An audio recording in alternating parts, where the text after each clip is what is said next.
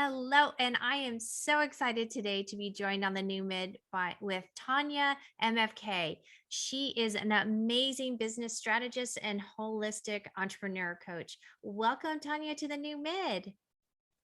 Hello, thanks so much for having me. Well, Tanya, you are just incredible and your story is so amazing. And we have something in common because we sort of were in the entertainment business for a while and now we are both coaches, but your story is just blows me away. So do you mind digging in a little bit into that? Sure, of course, we can jump right in. So as you mentioned, I'm Tanya Marie Figueres Greisinger, and because that's a mouthful, as you said, it's Tanya MFK, and I am the founder of Success by Design and host of my Design Success Show. And yeah, coming from, there's nothing like the entertainment world to make you move into coaching. Go, I need to do some inner work and help others, right? But as you know, that journey, it takes so many twists and turns to get to this point. And so, one of my biggest focuses is really enjoying time that we have right now. And that stems from those life experiences. For me, it was growing up very poor, living in homeless shelters. And in that space, as you're young, kind of dreaming of that someday in the future when things are going to be better, they're going to be different, kind of that, Cinderella story or something that might happen. And that isn't how it turned out in my childhood. But as I got older and I was more in charge of my future, I was working in clinical research. Actually, I was working in immunology before I got to the entertainment world.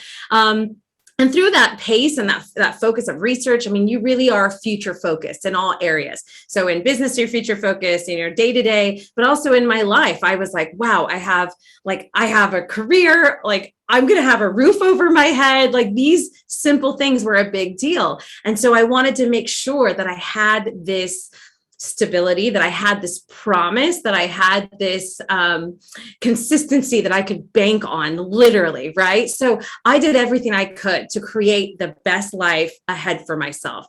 That suffer now, enjoy life later type of mentality. So I wanted to work hard. I wanted to make sure to get that car, get the house, do all the things I was supposed to do that meant I was safe. And then I could enjoy life later. So I was a workaholic. That's what that translated to. I was a workaholic and I went from 16-hour days working at the office, coming home, giving my husband this exhaustive list of what we needed to do when we got home. And when I say exhaustive, I mean, it was minute by minute. I am not exaggerating. I'm a list person. I have since calmed down. People meet me now, they're like, you're organized. I'm like, no.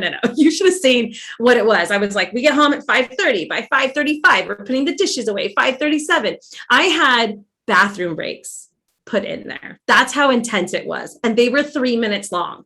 Okay. I was like, who needs longer than 3 minutes in the bathroom? Okay. So bless. Definitely, Tanya, that is definitely quite obsessive. Yeah. Wow. Yes. I think there was this sense of wanting to control because I had grown up with such a lack of control, right? We all find ourselves trying to come out of our circumstances, right? And so some of us become kind of paralyzed by them.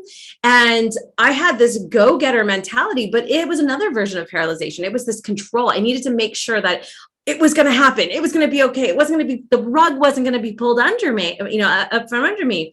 So I had bathroom breaks. And again, bless my husband for just putting up with it. I look back, I'm like, oh my God, he did it with a smile, guys. He was amazing. So I was in this rush. I think that's what it was. I was in this rush to get it all together, to get that someday in the future, prepped, where it was all going to be done, whatever, all, for those of you who might be listening to this, not watching, I have the quotes, right? All, it's all going to be done. It's all going to be good. It's all going to be set. I'm going to arrive and that good life will be there for me to finally enjoy it. And then on my 25th birthday, my husband was diagnosed with stage 4 cholangiocarcinoma. It's a very rare cancer of the bile duct. And 4 months later, he was gone. Oh, and in that moment, of any moment, do you realize that someday doesn't exist? That someday that I was future focused, that it was all going to be okay, it was all going to be better, and I'd finally enjoy life then, I missed out on a lot of the now. a lot of the times that I could have let that man have maybe a longer bathroom break, and maybe we could have just hung out together instead of following the to-do list, instead of obsessing over what needed to be done for this future day. I literally missed out on the now, not knowing at that time that there wasn't going to be a someday. And so that experience, I really refer to that now as the someday myth, and letting go of the someday myth. So that was really the catalyst of what I do now, where I am now, the zeal I have for life now, because I learned then that we have Monday, Tuesday, Wednesday, Thursday, Friday, Saturday, and Sunday, but there is no someday. And if you're going to live your best life, it starts right now. It starts this morning, it starts this afternoon, this evening, to make it happen. So that's a little background in a nutshell. Well, no, I mean, it's incredible because you did get married young. So, you had all of this energy and time that you thought with your husband, because you were like, hey, we're going to be married young. And then, like you said, the someday never happened and he was gone so quickly.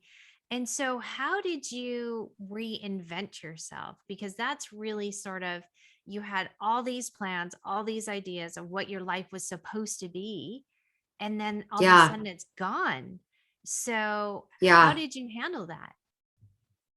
It was an incredible journey. I think when you go through it, you're not aware that you're on a process of reinventing yourself. But what I was very keenly aware of is that I had no idea who I was anymore, because there was that identity as a wife, as a partner, as a pair, and being so young. I had a career very young. Most of my friends were in college, getting out of college, or partying. It was a life I had no idea of. I was in clinical research. It wasn't like, oh, I was working at a pizza place. Like, I was really in the thick of a career.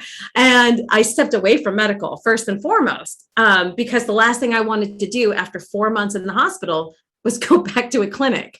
So that was that first step of like complete identity loss. Like, I no longer work in clinical research. I don't know what I'm going to do. And I always joke that when those first couple months of like reentry, like after like a good solid grieving process of like reentry to quote unquote normal life, I always felt like it was like a movie when I walked into a room and there's like, in theory in the movie, you walk in and there's like a party and then the record skips. It's like, and like everything stops and everyone's looking at you. Like, that's not what happened, but it felt like it was like everyone's having a good time. And then they go, oh, Tanya's here. We don't know how to act. Should we be sad? Like, no one knew what to do. And I feel like I just had this like scarlet like letter on my forehead that was just like, Tanya's here. What do we do? So that just reinforced like, wow, like what am I? Who am I? What is this? And so really, I think that began that journey of just taking chances, because I think when I recognized how much time I spent on trying to control, that's when I let go. And I one huge insight that came to me in that process was that we don't have control. If anything slapped me in the face, was that I don't have control, but I do have power. I have power now to make different choices. I have power to design what's ahead of me. And that loss was a catalyst for taking risks, for saying, why not travel? Why not go to these places? So it wasn't like a cognizant type of like, I'm going to reinvent myself. But it started going, why not? What do you have to lose at this point? Like, what else could you possibly be afraid of anymore? And that led me to trips. That led me to selling everything I owned and training Kung Fu at the Shaolin Temple. It led me to the different types of trips, to music, to working with artists. I mean, all of these things that I would have questioned and gone, well, how do I know what's going to happen next? How do I have a guarantee? How do I know if it's going to be okay? And I had a doctor, friend of mine, after I was kind of in my first year of exploration, I was selling bags at festivals. I was doing all kinds of crazy stuff. And he's like, okay, like, I get it. You've done all this stuff. I think at the time I was like collecting cans for the homeless. Like, it kind of looked like a midlife crisis. I just wasn't in midlife yet. And he's like, so you've done all this. Are you ready to come back, like to the career, you have money, things make sense, and that stability. And it was, when he asked that question, it was so helpful for me, because it's the first time I looked and I was like, I don't care about stability. And I know that sounds crazy for those of us with families and kids and all these things, like, but I have power in whatever situation comes. So this promise of stability, was it ever really real? When we are looking around at our lives right now during this pandemic, was stability ever really real? But we had power right now of how we responded to it, right? So again, like that was how the process started. But I think when we're really looking at doing that, you know, I was forced into it. One of the things that I tell people is that, you know, if we can make these kind of changes in the midst of like sorrow, despair, and trauma, how much more power do we have to make them in the moments of peace and happiness and joy? You know, if we're going to wait to take that leap when it's all okay, what happens when you get laid off from your job? You know, like, I don't know if I can quit my job. I have to make sure everything's right. Well, when you get laid off, are you just going to go to the gutter and be like, well, that's it. There's nothing I can do. No, you're going to figure it out. Well, imagine if you had the power to make the choice of when to leave that job, you're going to figure it out. It's just a matter of who gets to decide, right? Who gets to reinvent that? And so, you know, when you think, where do you know, where does that inner strength come from? I think it was being really clear on the life I didn't want. So it started making me test out versions of the life I did want. Well, it's interesting that you're talking about giving up stability. Like, what is stability? Because so many of us crave that and want Yeah. that. And then also, you know, the someday. And it sounds like you literally went from planning your bathroom breaks to not planning anything. So like, Yeah. okay, I'm going to wake up and what am I going to do today? You know? Yeah. It was. Which makes sense after, you know, losing your husband so suddenly, you know, that makes sense. And you were like an old soul, young. So you were a bit in a midlife crisis. But In a lot of ways, yeah. what the conversation that you had, but what brought you back to your power and how, you know, I know you like to talk about, you know, who we are at any age. So how did you work that out? Well, coming through that path, you know, I never went full like hippie mode where I was like, let's just go with it. But I started to become really, really intentional. I started to really look and go, well, what is it that I want? What does success really look like? Because when stability was fleeting, because that's what I had, that whole beforehand, that's what I wanted. I had grown up with going to 13 different elementary schools, living in homeless shelters, never knowing if a flat tire was going to change the trajectory of my childhood. You know, we were going to have to move. I'd have to go to a different school for something that simple. So stability, oh God, I thought that was the answer. And when that became obsolete, then it was like this excitement of what can I do? Where can I go? What can it be? But it was intentional. I did sit and look at it. And a big turning point for me also was when I had gotten sent to a grief counseling group. And I remember coming in, I was the youngest person there. And there was a gal who was just crying her eyes out. And she's like, it's just so hard. It's just so hard. You know, she's gone, my mom. And she's like, it's been 10 years and I don't know too. And when she said that, I understand grief is difficult, but when she was at that level of grief, and she mentioned it had been 10 years. I was like, wow, I don't want to be defined by my loss 10 years from now. I don't want to be in that kind of pain 10 years from now. So I started to go, well, what is it that I'm going to do? And so when we want that clarity and guarantees, you know, we want to feel, what we really want to do is we want to feel confident moving forward, right? We want to go, is this okay? Is it going to work out? But the truth is they don't come from the future. They come from the past. They come from us looking and go, well, have I gotten through 100% of what's been thrown at me so far? And if you're here listening to this, then you have, right? Right. So we don't get guarantees in the future, but we can look at how far we've come. So we don't need clarity and confidence always about the future. I didn't always know what it was going to be.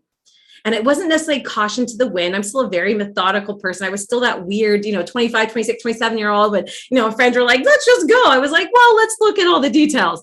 But I did let go of the control. I just had the power within to say, well, let me look and see how this makes sense. I don't have to control what's going to happen, but I have power in how I move forward in it. So we'll never have full confidence in doing something before we've done it.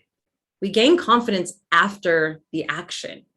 So you're not a confident speaker before you've given a speech. You're not going to do that. It just won't be the thing. You can't think yourself into confidence. You don't really know if it's your path. No matter how much you want to be a speaker, you may go, that's all I've wanted. That's all I've wanted. You get on that stage, you're like, I hated every moment of that. But you don't know that until you've done it. Or you may step in and go, wow, that was thrilling. And I can't wait to get better. I completely botched that, but gosh, was that amazing. So you don't build that confidence before you build it by doing it. So when you talk about gaining that strength, I don't know that I could see or believe that I had it, but I trusted to go forward, that the only action is through action. You can't think yourself there. One of the things we talk about, it's proven in neuroscience, are the two parts of our brain. We have the default mode network, and that is when we're zoning out. We're just kind of there. We're thinking, we're daydreaming. And then we have the central executive network. And the central executive network is when action gets done. So you can't, if you are thinking, you're in default mode, which means by science rules, you can't get work done because it only happens in the central executive network. So the only way to get into action is to literally start moving, which then brings your central executive network into action. So a lot of times we'll talk about people like, I just can't get motivated. You can't think your way into it. You literally have to move to be motivated. That by science, you're not even in the right brain side that knows how to function and to move. So it really is through that action. Well, it's funny because that's what they say is just do something. Do Mm-hmm. one small step, especially when you're Yeah. feeling paralyzed or, having such a tragic event like that happen to you. But what do you think, what came to you to really push yourself forward? Because didn't it lead you into a whole different life? And then you met your husband that you're married to now. I did. A couple of pivotal moments. I remember one friend coming up through the first couple of years of me, I always say re-entry, reminds me of that like rocket back into the from space, who said, Tanya, if you had just lost it, like if you were just kind of like in the depths and just stayed there, like we'd all get it. Like it'd be okay. And it was, I think, meant to be comforting, but it was that moment of like, holy crud. Everyone would give me permission to wallow and stay where I was because they understood. I mean, kindness, thank you. But boy, that's not a place to stay. There's no growth. There's no joy. There's no life there. We need to feel what we feel. We need to go through processes. But I always say we visit, we don't move there. There's no growth in moving to that space. And when I was like, it was kind of this wake up call that like, no, there's nobody's going to like pull me through this. They're going to give me permission to just kind of fall apart if that's what it is. So I need to be really intentional about moving forward. And so I started asking like, how can this work? How could I do this? Instead of like, oh, I couldn't do that. You have this idea of what life's supposed to look like. Well, I held on to that and it doesn't always work out that way. So I started just going, okay, what could I do? And, that brought me to a lot of interesting positions, a lot of business opportunities, which then eventually led me, an artist that I was working with had a tour in China and they were living in China going on this 3-month tour. And they're like, you got to come out here. And by this time in my life, I had traveled a lot. I was like, this is great. But China was kind of low on my list. It was like, it was there, but it was low on the list. I'm not a big city person. Shanghai doesn't do a lot for me. I was like, if I go, I'm going to be a typical tourist and go to like, got to see the Great Wall. And then I really want to see the Shaolin Temple. Now I had nothing to do with Kung Fu. I knew nothing about it, but I was always amazed by the strength of these seemingly kind of like, I wouldn't say frail, but like, if you ever see Kung Fu people, they're not big bodybuilders, but the power and strength that comes from them is just explosive. When I watched this one, it wasn't a movie with, like special effects. It was just a real performance of actual Shaolin monks.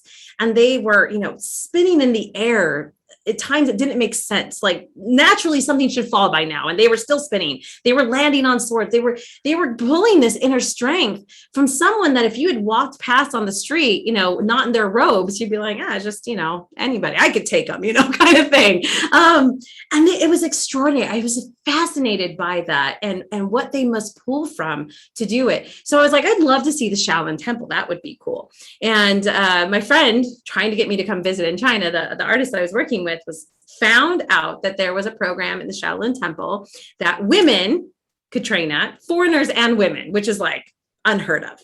So, right, like you can't do that in China. So that sounded great. That was really cool. That's neat. But like, I'm sure what a lot of you are hearing, you might be thinking, that sounds really cool, but come on, who's going to do that, right? Who's going to do that? Oh my God. And I thought the same thing. Who's going to do that? What are you going to do? I mean, that's all good and fun and games, but like I have a life, by this point I had a new career. I was doing these things. I was based in the US, had a house, all these fun stuff. I was a pretty successful, 30 something and, kind of came back around and it nagged at me. And I think a big part of it was I also had people around me. By this point, I had surrounded myself with people who had this similar mindset. And I had a mentor who was in his late 60s, early 70s at the time. And he was like, that thing that they mentioned, it sounds pretty cool. And if you want to do something like that, this would be a good time to do it while the business is where it's at and yada, yada. And I was like, are you insane? Like, that's real fun, but like, you're crazy. Like, we're not going to do this. But that little what if, what would that look like? Maybe we explore that, right? So those things that may sound scary, unreasonable, don't make sense. Like, what if you started your own business? What if you took that trip? What if you walked, the El Camino through Spain? Like, whatever it was like, oh, that's crazy. Okay. But what if you did? What would that look like? What would you need? How would it work? It'll be interesting how that snowballs. And it can snowball to a big fat no, which is great. Because now you're like, what? I looked at it. It's really just something I actually don't want to do. It's complicated, yada, yada. Or the other way where you go, that could actually not as crazy as it sounds. So cut short, as you guys may be able to tell, I did it. I sold everything I owned. I sold my car, sold my place, and I took off and I went to live in the Shaolin Temple to the surprise of many of my friends who were like, I didn't even know you liked Kung Fu, which I didn't, and studied Kung Fu at the Shaolin Temple for a year, which is where I met my now husband. That's so awesome. There's a interesting fast forward there. Well, it's interesting because obviously your friend really wanted you to come, that they found that for you and enticed you, but you listen to that voice, you listen to that gut. And, a lot of us have that nagging, a little nagging voice in there saying, oh, I really want to do this, or what if I do that? How do you suggest for people to listen to that voice, to actually, maybe they're kind of hesitant on wanting to start something. What do you suggest to them to get going, to get started on that little voice, to trust in their gut?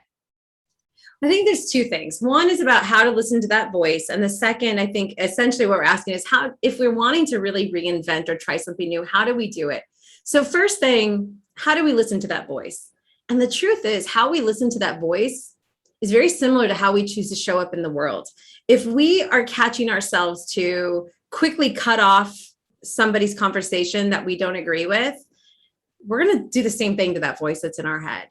So if we haven't practiced what it means to hear someone out, hear the other side, it's going to be real hard for you to listen to your own voice that says, but what if? You'll be like, that's crazy. We're not talking about it anymore. Case closed. Then we're done. But we can open up to say, well, where are you coming from? What would that look like? You're crazy. You can still think it's crazy, but go like, okay, crazy aside, what would that look like? And again, maybe you look at that voice and go, well, it means I need $1 million. Okay. What would it take to get $1 million? What would that mean then? And just play with it. And that's what I would say, to open up that voice, to start to listen to it, is instead of cutting it off, just go, okay, I'm going to hear you out. And if any of us have kids, have you ever heard, my son's always coming up with ideas and inventions. Like, Mom, he wanted to essentially like create something where he has a little toy crane, and the crane was going to go into a tin and it was going to pick up a single piece of popcorn so he could eat that. It made no sense. It wasn't practical at all, but it was like, okay, let's hear it out, because you love them and you want to hear where they're coming from. And isn't it interesting that it's so hard for us to take that same approach to ourselves? Mhm. I love you. I want to hear what you're coming from. So let's hear it. Even if I think it's crazy, let's hear it. Well, it's interesting as you're saying this. A lot of times people, they don't know what, they don't know their why, or they don't know their purpose. They don't know what their gut is telling them, even because they've so ignored it, or Yeah. not in tuned with it. So Yeah. what would you say to somebody who's just like, Tanya, I just don't even know what my purpose is. I don't even know what my why is. What would you Yeah. say? Well, I think if we're waiting for the voice, there are one or two things. We're going to wait for this voice, hope we hear it, or we're going to wait for the trauma to wake us up. And I don't really think either of those choices are great. And they definitely don't come from intention. And so the truth is none of us grew up being taught to ask. We were taught to stop and look both ways. We were taught those things. We were taught to think about what we want to be when we grow up, which really just meant, how do you want to make money? But no one said, who do you want to be? How does Tanya exist in the world? What does that look like? How does she act? How does she behave? What is her version of happiness? And so it's really up to you to not wait for some aha moment or that voice to come, but schedule it the same way you would schedule yoga, and say, I'm going to take an hour and I'm just going to actually sit and start to write down what I think I want. It's going to be that first start to opening Pandora's box. It's the beginning. If you're not going to figure it all out in an hour, but what's going to happen, it's going to open that door. It's going to unlock that voice. It's going to give it space. But I think if we wait for it, that's the problem. That's where we go, well, they had this aha moment, or again, they had this trauma. I had death come to me. I had these things. Is that what we want to wait for? Right. Are we waiting for Right. that, or that God voice? So we need to just have that moment and just intentionally say, I'm going to sit here and I'm going to ask me, at this point in my life, what is happiness? What is success? What do I want? What is a good marriage? What is, and I mean, really, like, is it that he brings me flowers every day? Is it that we talk often? Like, really, what does it look like now? Now, at this point in my life, what is that goal? What do I see that as? What do I want to be involved in? What does friendship look like? So we do this life vision every year, and we go through actually 21 areas of our life and identify for that year what we want it to look like. And sometimes it stays the same. Sometimes you're like, yep, that marriage goal, still good. Want to keep going with that. Great. Other things you might have gone, hey, I did that. That was awesome. Now I'm moving to this pace. Now I want to do this. But it's intentionality of choosing that time to make that decision, to really open it. And I think that is the number one thing that we're not doing. In our we do a monthly planning session. And one of the questions we ask every time is, who do I want to be this month? Because sometimes when we open up that big, like, what's my purpose? It's such a huge question, as opposed to saying, how is Tanya going to be? Who is August Tanya? Who is September Tanya? How does she show up? What is her focus? What is her goal? And I know you love intention, Michelle, right? So like having that intention for the month of like who I want to be and how I want to show up, just in a general sense. And I always like to say, think of it like a movie, like you're watching a movie, and how does your character act? What is it? What do they look like? How are they at the grocery store? How are they in traffic? That person that you want to be. And I believe that we get stuck in this idea that purpose is some thing we have to uncover and make sure we get the right thing, and our why as well. And I would say, honestly, at the moment, just take that aside, because if you can stop and look at the vision, that why will come to you. And a lot of times our why really boils down to being happy.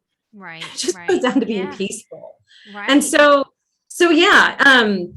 And then if we want to talk really, I know we're kind of getting close time there, but about the idea of reinvention, I would really encourage you to start by looking at, what does reinvention really mean? And as we were talking about who you want to be, reinvention really is essentially saying, I want to be different than who I am or how I show up in the world right now. Not about denying the essence of who you are, but maybe how you show up is no longer the way you want to show up. You want to show up differently. You want to undo patterns and habits that have brought you to where you are now. Because all the things that you've done, all the habits you have, all the things have led you to where you are now. They're perfectly aligned beautifully for where you are now. For some of you, you may hear that and go, well, that's great. I like that. Some of you might go, I don't like anything she just said right now because I'm not happy with what I am right now. And that's okay, because then that lets us know that the changes of the habits and patterns are where we start. So how do you become someone else? And I think there's three quick main ways we do that. First is the acceptance of where we are, like actually noticing like, this is where it is. That's the thing she just said. All these things brought me here. And this is it, right? We have to really acknowledge that. We have what we tolerate. Your life is filled with the things that we've settled for. Even if that's disrespect, someone might go, well, they're the ones disrespecting me, but we've also we've done that. And I know that can ruffle some feathers, but here's the beauty part in all of that, of where you might find yourself, is that when we take responsibility for it, then that means at the core of that word, we have the ability to respond to it, which means we can do something about it. If it's all somebody else, then we've given them the only power to make it different. But when we accept responsibility to, I've allowed, to the degree that we have, I know that can be, I'm being cognizant that there are issues that can be very deep and thing, but in the end, when we go, I have the ability to respond to this, that means I have the ability to change it. And we no longer give them the power. So that's where we start in that reinvention. And second, recognize that all the actions and habits that we have perfectly aligned to where we are. So if we want something different, we do need to have different habits and actions. And then third, when we work about a little bit of that neuroscience, that your brain has created neural connections and pathways that solidify the thought patterns and habits that you have right now. It's too hard. That's too crazy. That's not possible. That is a knee-jerk reaction. That thought has happened so much that your brain said, you know what? Your brain's lazy. A lot of people don't know this. Your brain's lazy. Your brain's like, we do that so much. Do we have to really make effort to think about it? And it's like, no, just put a big lock around it. So it's done. It's together. It's a knee-jerk reaction. So there are neural pathways that have been solidified for those thought patterns. It's too hard. The guy in traffic's a jerk. Whatever those things are, they're automatic responses at this point because we've repeated the habit. So if we want to undo it, we have to repeat the new habit. We have to really show up and identify, how we want to show up and start to replace that and practice it. Break the vision that we want into actions, and really the last thing I'll say here too, is that a lot of times we think that we need to have the thing. We need to have the money for the vacation, or we need to have the mindset already to do the thing so we can be that person. But it's backwards. What we really need is we need to be that person. We can assume that person. I'm going to put this real simple, like, let's say you're never run in your life and you're like, I really want to be a runner. Then you know what? You're a runner. So go hang out with runners now.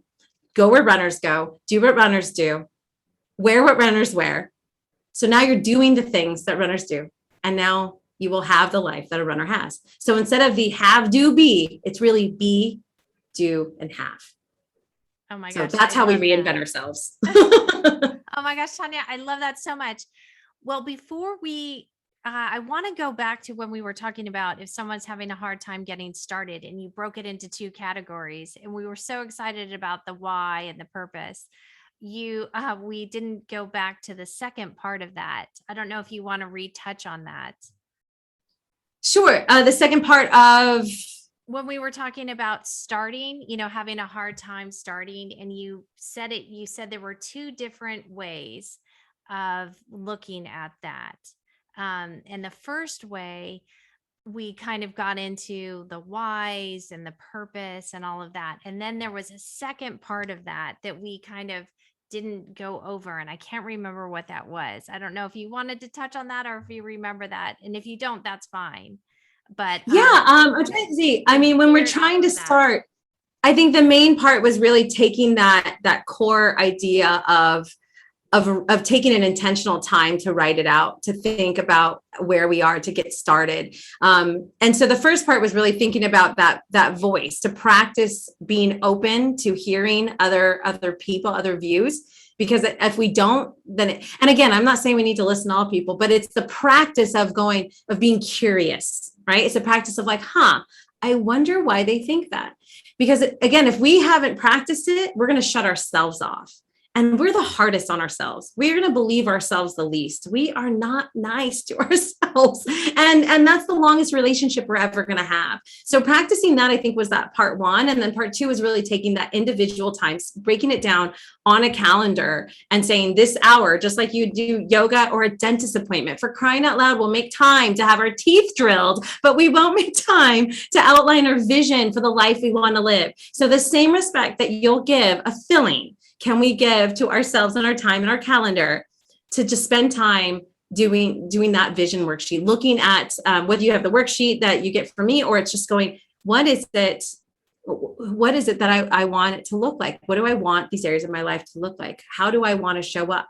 How does, Tanya show up in this place? What does that look like? Oh my gosh. Well, I love that. I love this conversation. So how can people get in touch with you?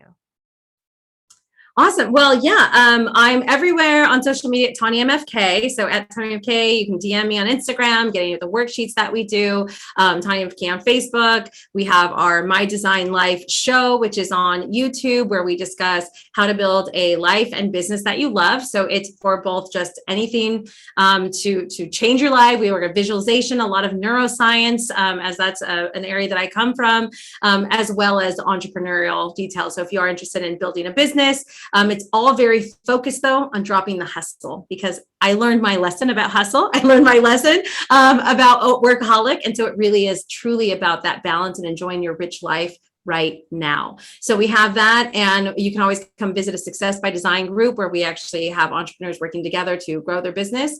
And anywhere there would be great to connect. You know, always DM, message me. I'm very active on all my channels. Oh, that's great. And we'll be sure to put most of this stuff, whatever we can, in the show notes. So there'll be links to everything. So Tanya, this has been amazing. Thank you so much for all your incredible insights. Absolutely. Thank you so much for having me here. It's been a pleasure.